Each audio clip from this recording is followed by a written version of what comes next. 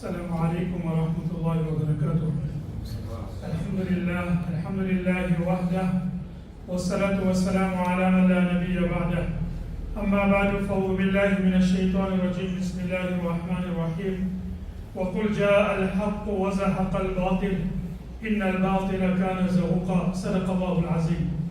My dear respected elders and brothers, Allah subhanahu wa ta'ala, from the very inception of time, Allah Ta'ala has created two forces simultaneously in this world.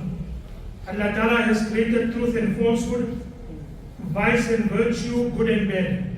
And human being has to deal with these two forces. There are sound reasons why Allah Ta'ala has created both these forces. Sometimes a person might say that why didn't Allah Ta'ala only create truth, only good, and there was no vice and there was no evil. Now this is not the topic for today. But suffice to say that in Arabic there is a saying, "Ash-shay'u tu'rafu bi-asdadiha." Something is recognized by its opposite. You come to realize the value of light by there being darkness. If there was no darkness, you would not have been able to value light. You would not have been able to see the benefit of light. So someone has beautifully put it in this way, that I have learned silence from the talkative. I have learned tolerance from the intolerant. I have learned kindness from those who are cruel and unkind. Yet I remain ungrateful to these teachers. So sometimes the reason why Allah Ta'ala has created is we realize the value by its opposite. Suffice to say that Allah Ta'ala has created both these things in the world, and we all search for truth and we all want to be on truth. But there are certain salient features of the truth. And there are certain features also about batil and falsehood, which we need to know to be able to chart our way in gaining the truth and staying away from falsehood. I would like today in the brief talk try and make mention of the salient features of truth and haqq and those of batil and falsehood, so that we can be closer to the truth and stay away from falsehood. 2 or 3 of them would be in a general sense, and 1 or 2 of them would be with regard to the present situation in Gaza in particular. Firstly, the first point, I will make mention inshallah of 5 points.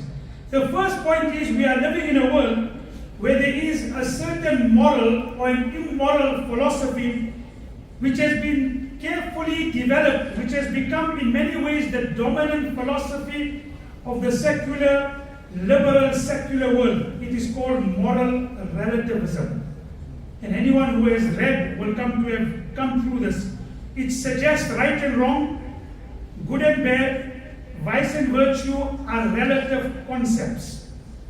And it has been put in this way: there is no normative moral principles which are intrinsically valid or universally obliging. They call it situation ethics. And they put it in such a way that right and wrong, truth and falsehood are like beauty, they are in the eyes of the beholder. And sometimes they use certain complexities of modern life to be able to enforce and strengthen their argument.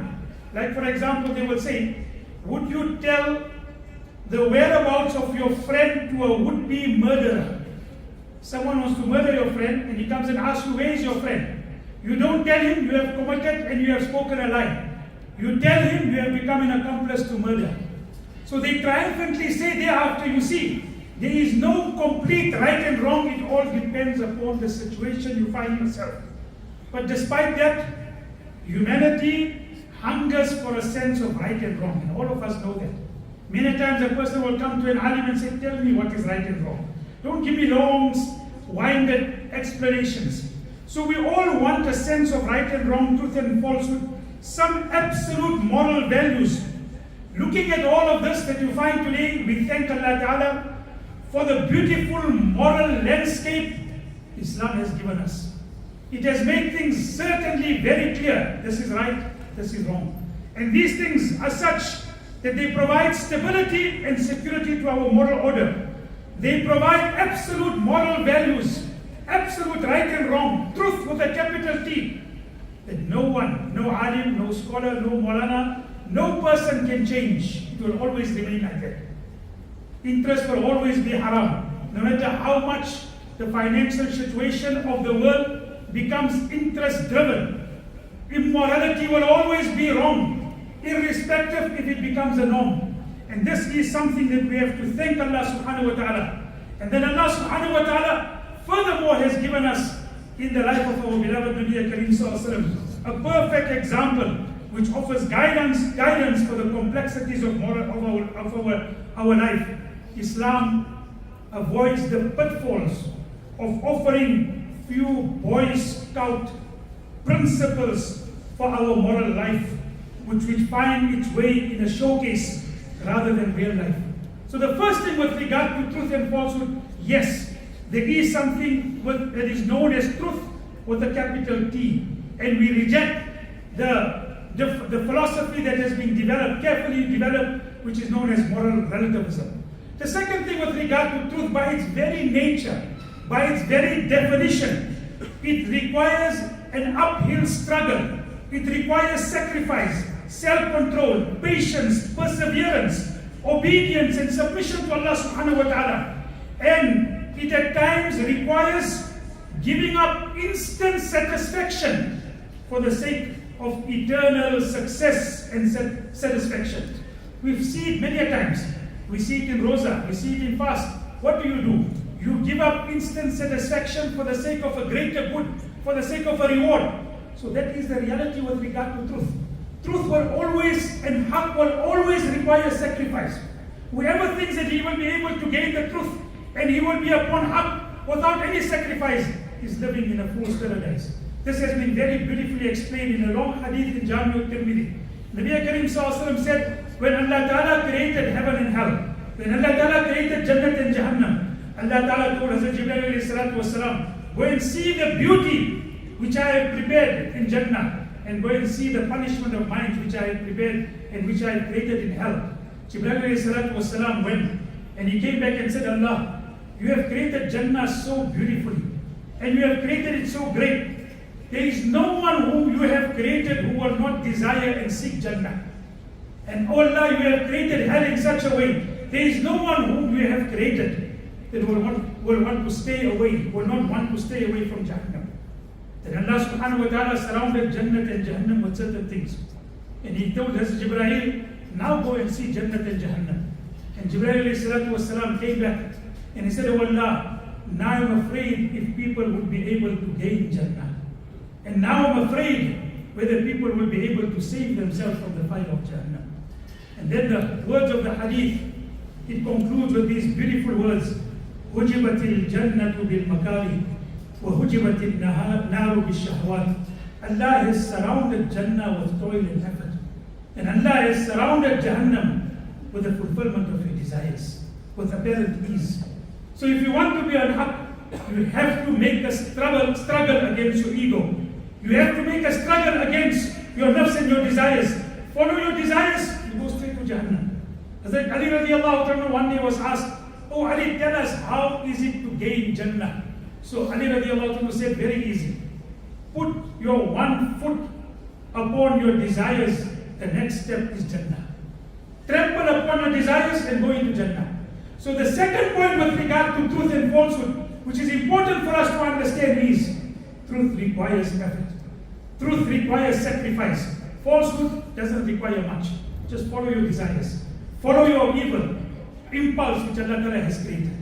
The third thing with regard to truth and falsehood, which is very important, is that while truth will eventually triumph, as Allah Subhanahu wa Ta'ala says in the Quran, in the verse which I have recited as an introduction to the talk, وَقُلْ جَاءَ الْحَقُّ وَزَهَقَ الْبَاطِلِ. Say unto the people, O Prophet of Almighty Allah, Haqq has come. قُلْ جَاءَ الْحَقُّ وَزَهَقَ الْبَاطِلِ. And batil has evaporated and has disappeared and has been destroyed. إِنَّ الْبَاطِلَ كَانَ زَهُوقًا. Batil and falsehood is a vanishing act. It is determined, Allah Ta'ala is determined to destroy falsehood. But sometimes you will not see it apparently. Nabi Kareem Sallallahu Alaihi Wasallam, when he conquered Makkah, and as he was destroying the idols which were in the Kaaba and Baytullah, Nabi Kareem Sallallahu Alaihi Wasallam took his walking stick, and as he hit, and even some riwayat say he didn't even break, he just indicated the walking stick towards the idols. It broke, and he read this ayat. قُلْ جَاءَ الْحَقُّ وَزَهَقَ الْبَاطِلِ إِنَّ الْبَاطِلَ كَانَ زَهُوقًا. That haq has come and batil has been eradicated. Batil is an eradicating thing. It is something that will be demolished. But in the meanwhile, many a times it will be that false will have great fun ridiculing truth. Therefore, truth will always attract people with foresight, determination, who have their sight on the final outcome. Sometimes you won't see the impact of it here in this world. Sometimes you will see people who are on truth, who have been defeated, and you will see people who are on falsehood. They are having an apparent good material life. They are having the luxuries of life. They are seeming to be dominant, but doesn't mean in any way that truth is wrong or falsehood is victorious. We will see it in the final outcome. Therefore, you have to be perseverant. You have to have perseverance. You have to be steadfast. In the meanwhile, sometimes you will be ridiculed. And if you ever want to understand this, look at the beautiful verse which Allah subhanahu wa ta'ala has spoken about in Surah Mutaffifin. إِنَّ الَّذِينَ أَجْرَمُوا كَانُوا مِنَ الَّذِينَ آمَنُوا يَضْحَكُونَ. The criminals, those who are on falsehood, they mock at the people who are on truth. وَإِذَا مَرُّوا بِهِمْ يَتَغَامَزُونَ.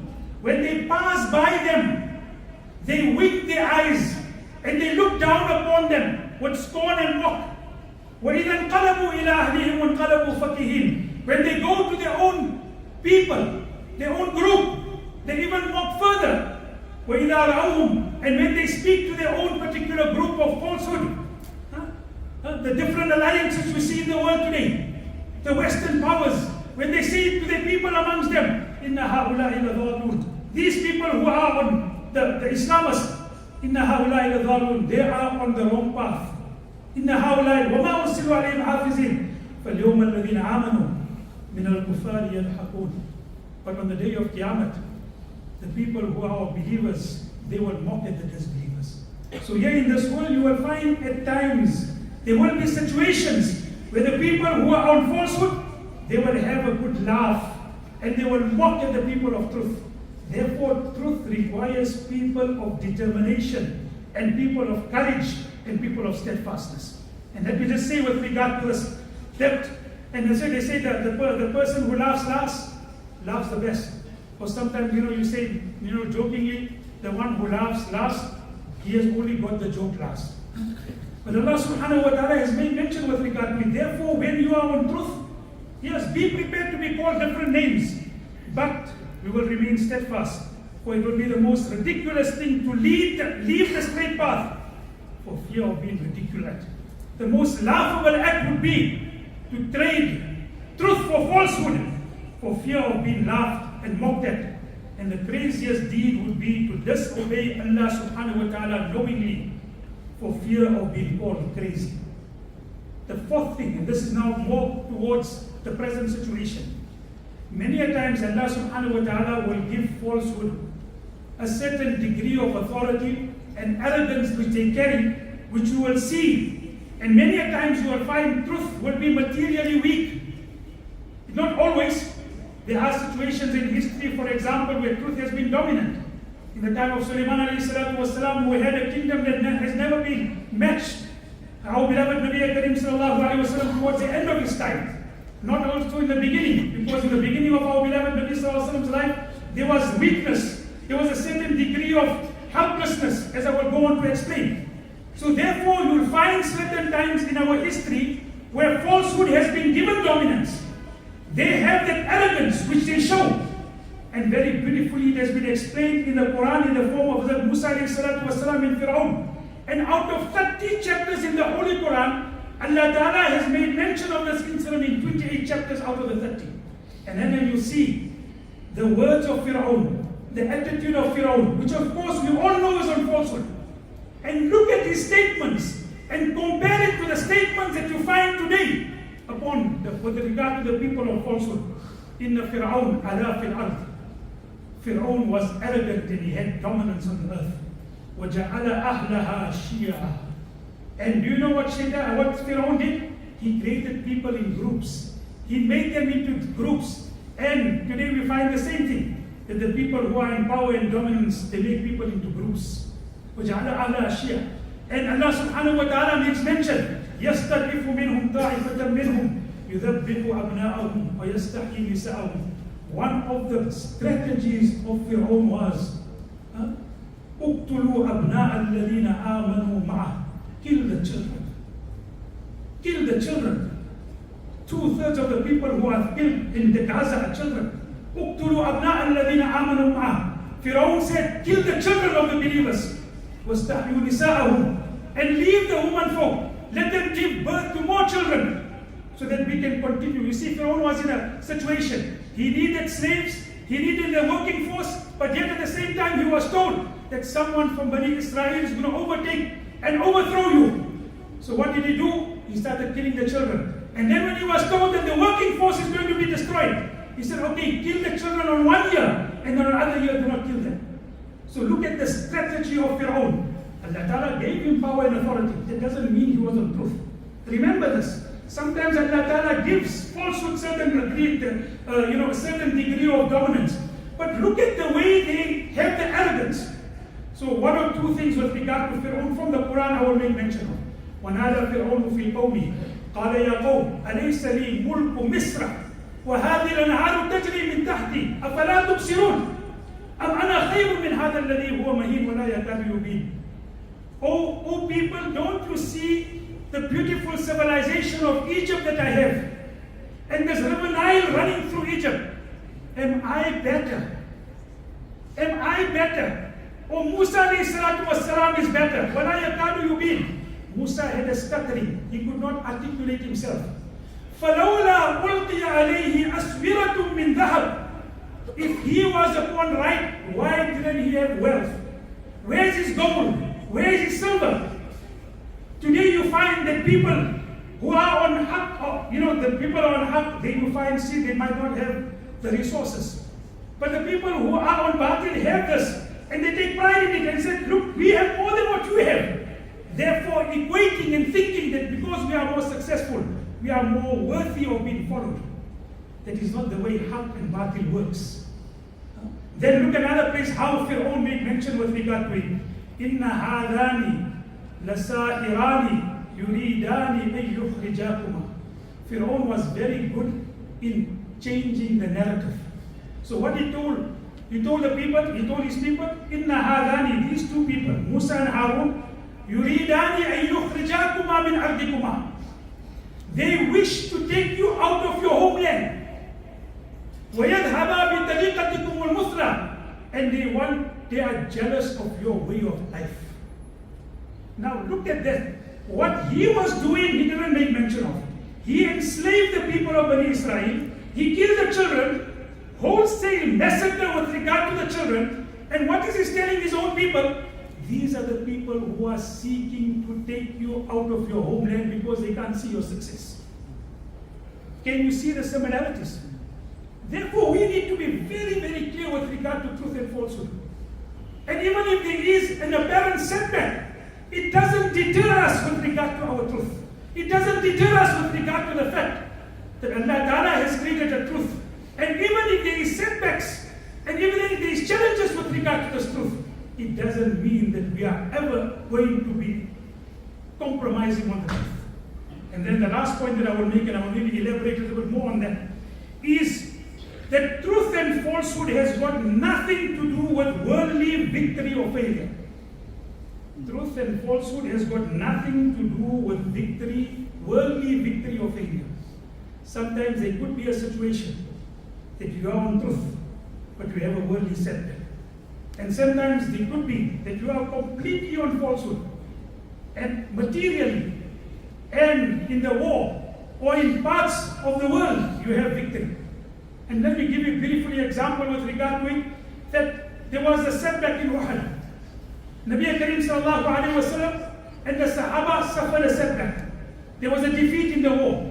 But yet, isn't it not amazing that despite the setback, despite the challenges, Nabi Karim sallallahu alayhi wa sallam said, Sayyidu Shuhada'i Hamza, the leader of the martyrs on the day of Qiyamah will be Hamza. And from which battle did he come? from a battle in which Nabi Karim Sallallahu Alaihi Wasallam and the Sahaba did not gain victory. They were defeated. But yet Nabi Karim Sallallahu Alaihi Wasallam said he will be the leader of the martyrs on the day of Qiyamah. He is successful. There is no doubt with regard to his success, despite the fact that he was defeated and he was martyred in a battle against the forces of battle, against the forces of falsehood. And after the setback of Uhud, I want you to just look at how Allah Ta'ala addressed the believers. How He addressed Nabi Karim Sallallahu Alaihi Wasallam. It's something amazing. Yes, we all know what is truth and falsehood. The Sahaba and Nabi Karim Sallallahu Alaihi Wasallam was on truth, but they were defeated. And how did Allah Subhanahu wa Ta'ala console them and sympathize with them after the defeat, after the setback, which gives us great amount of lessons. Firstly, the first thing that Allah Ta'ala said, وَلَقَدْ عَفَا اللَّهُ عَنْهُمْ, Allah Ta'ala has forgiven them. Now of course we all know that the setback in Uhud, anyone who knows history, happened because of a misunderstanding. Sahaba left their post and Nabi Karim Sallallahu Alaihi Wasallam told them not to leave. So what did Allah Ta'ala tell them first? Allah has forgiven them. Well, we don't look for faults in the Muslim Ummah at the time of setback. We don't look for faults in the Muslim Ummah at the time of setback. I am surprised at people who have the courage as if they have wahi from Almighty Allah Subhanahu wa Ta'ala, that what is happening there is a punishment of Almighty Allah Subhanahu wa Ta'ala. Did Allah Ta'ala give you revelation? And in the setback of Uhud, what did Allah Ta'ala tell the Sahaba? Allah has forgiven you. That doesn't mean you must not introspect. And look at the words. In fact, there's almost 4 or 5 rukus. Allah Ta'ala in the 4th chapter only deals with the setback of Uhud. And Allah Ta'ala says, قُلْتُمْ أَنَّ هَذَا. You ask, why did the setback thing and why did it happen? قُلْ هُوَ مِنْ عِنْدِ أَنفُسِكُمْ. Look at yourself. Introspection in any situation is necessary. But Allah Ta'ala has forgiven you. Then look at what Allah Ta'ala says, وَلَا تَهِنُوا وَلَا تَحْزَنُوا. Don't lose heart. Don't be despondent. وَأَنْتُمُ الْعَالُونَ. You would be successful if you are believers. SubhanAllah, when I look at this verse, I say, SubhanAllah, what a great verse. At the time of setback, at the time of the setback for the people of Gaza, and for all of us who are feeling the pain, this is such a great verse. Don't lose heart. Don't be despondent. You would be victorious if you are believers. Not only was there a consolation, there was also a goal and a vision to work towards. Don't be despondent, don't lose heart, be true believers, and Allah will grant you victory. So there was consolation, there was sympathizing, and yet at the same time there's a vision for you to look towards. Then Allah Ta'ala says, إِيَمْسَسْكُمْ كَرْهٌ فَقَدْ مَسَّ الْقَوْمَ كَرْهٌ مِثْلُهُ. If you have been wounded, the very nature of the war is they have also been wounded. They are suffering psychological scars. The enemy are still suffering. Yes, there might be a greater scale happening with us at the moment. But if you have been wounded, they have also been wounded. وَتِلْكَ الْأَيَّامُ نُدَاوِلُهَا بَيْنَ النَّاسِ. And these are the days that we rotate amongst people. Sometimes there will be victory, sometimes there will be setback. Don't be deterred by that. Don't make your decisions based on that. And perhaps one of the greatest lesson of this, when I read this verse, I shudder. And I'm going to try my utmost to put it in the most respectable terms.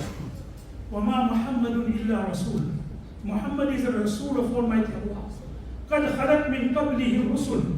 Before him there were other prophets and messengers. أَفَإِمْ مَاتَ أَوْ قُتِلْ إِنْ قَلَبْتُمْ عَلَىٰ أَعْقَابِكُمْ. Of course, we know that in the Battle of Uhud, the cry went, إِنَّ مُحَمَّدًا قَدْ مَاتَ. Muhammad has been killed. The Sahaba found it very difficult after that. So much so that some people, they lost and they became disheartened and they said, what is the use of fighting after the Muhammad has passed on? And Nabi Karim Sallallahu with great difficulty got up on the mountain and he said, oh people, oh my companions, come towards me. Allah Ta'ala on this, after the battle, revealed this verse. If Muhammad dies, or even, aliyadu billah, even if he was to be killed, in qalabtum ala aqabikum, are you going to turn against religion? Let me put it this way. Even if in a battle, Muhammad sallallahu alayhi wa sallam were to be martyred, and Allah Ta'ala had his wisdom that he wasn't martyred, right? But even if he were to be, then too do not lose faith in Allah. then too do not turn against your religion. Then too remain steadfast upon your religion.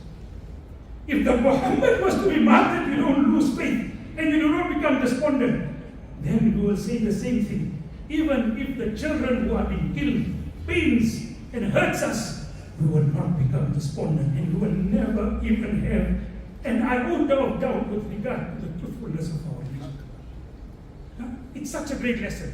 Then Allah subhanahu wa ta'ala then gave them such great glad tidings. وَلَا تَقُولُوا لِمَنْ يُقْتَلُ فِي سَبِيلِ اللَّهِ أَمْوَاتٌ بَلْ أَحْيَاءٌ وَلَكِنْ لَا تَشْعُرُونَ. Do not ever say the people who have passed on in the path of Almighty Allah, they are dead. They are alive, but you can't perceive their livelihood. How they are alive. They are alive. Nabi Karim sallallahu alayhi wa sallam has said in one hadith, Allah Ta'ala on the day of Qiyamah in Jannah will tell the martyr, tell me what you want. You sacrifice your life in my cause. Tell me what you want that I can give it back to you. I can reward you whatever you want. And he will say, Wallah, you gave us Jannah. You gave us everything. What else can we want? We don't want anything else. You have rewarded us sufficiently. And when Allah will insist, the martyr will say, Wallah, if you want to give us something, send us back to the earth and let us sacrifice our life once again in your path. Let us sacrifice our life once again in your path. The joy we got in sacrificing our life in your path, give us the joy again. My dear respected elders and brothers, we can go on making mention of these type of things. And there was weakness in the time of Nabi Sallallahu Alaihi Wasallam. There was this, Nabi Karim Sallallahu Alaihi Wasallam, and I will just conclude with this. Nabi Karim Sallallahu Alaihi Wasallam passed by a family which is very well known in our history, the family of Yasir. Right? The family of Yasir were being persecuted because they were poor. They were helpless. So the people and the tyrants of the Quraysh, they targeted them for persecution. They whipped them mercilessly. There was a woman by the name of Zanira. She was whipped so much that she became blind. Umar radiallahu anhu used to whip her before he accepted Islam. And then he used to put his whip away and said, I am stopping to beat you not because I have pity upon you, because I am tired now. I can't beat you further. When she became blind, they said, Lat al-Uzza made her blind. She came to Nabi Sallallahu Alaihi Wasallam. Nabi Sallallahu Alaihi Wasallam made dua for her. Her eyesight was restored. And the way they changed the narrative, they said Muhammad's magic brought back her eyesight. Nabi Sallallahu Alaihi Wasallam passed by them. Can you imagine Nabi Sallallahu Alaihi Wasallam couldn't do anything? Because Nabi Sallallahu Alaihi Wasallam was weak. And they were being persecuted solely because they brought iman upon Nabi Karim Sallallahu Alaihi Wasallam. He passed by them, what did he say? Isbiru ala Yasir, fa innahu ilakumul Jannah.